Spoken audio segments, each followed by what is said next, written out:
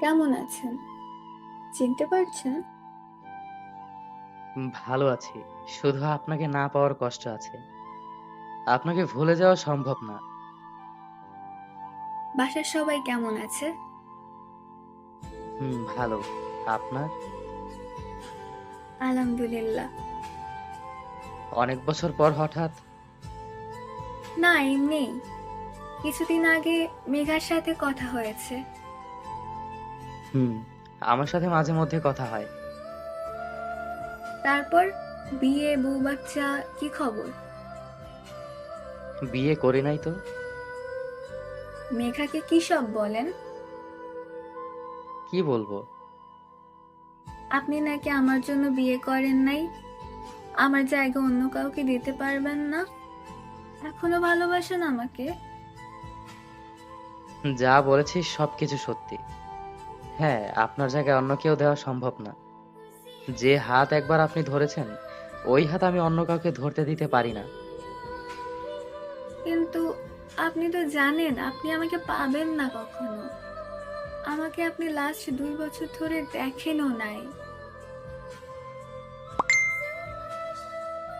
আর কখনো দেখা পাবেন কিনা সেটাও জানেন না। তাহলে এমন কেন করেন?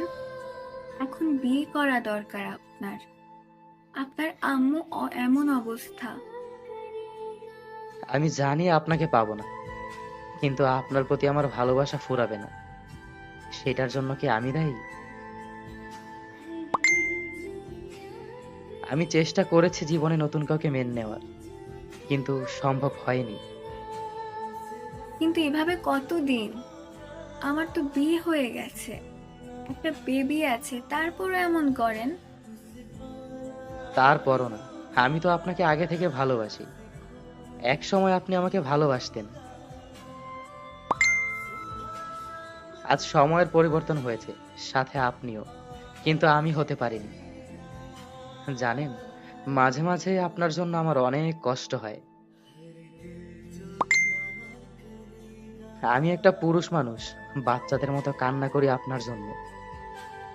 আমি বেইমানি করেছি আপনার সাথে, এসব ভেবে ভুলে যান। বললাম তো চেষ্টা করেছি, কিন্তু পারিনি। সেই পুরনো সময়গুলো মনে পড়ে অনেক। একটা সময় আপনি বলতেন আপনাদের এলাকায় যাওয়ার জন্য, কিন্তু আমি যেতে পারতাম না। আর এখন কত যায় আপনাদের এলাকায়। জানেন, মাঝে মাঝে আপনার জন্য অনেক খারাপ লাগে। আপনার মনে আছে ওই শিমুল গাছের কথা?